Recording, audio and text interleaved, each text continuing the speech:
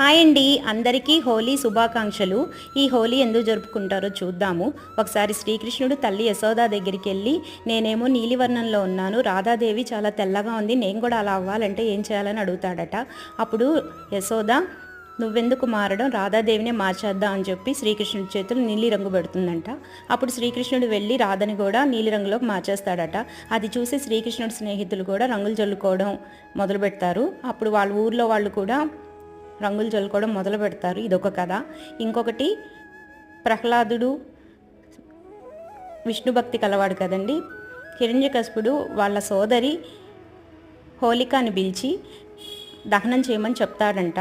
అప్పుడు హోలిక ప్రహ్లాదుని ఒళ్ళో కూర్చోబెట్టుకొని దహనం చేస్తుంటే విష్ణుమాయ వలన ప్రహ్లాదుడు రక్షించబడి హోలిక దహనం అయిపోతుందంట.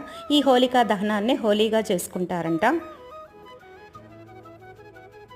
Thanks for watching.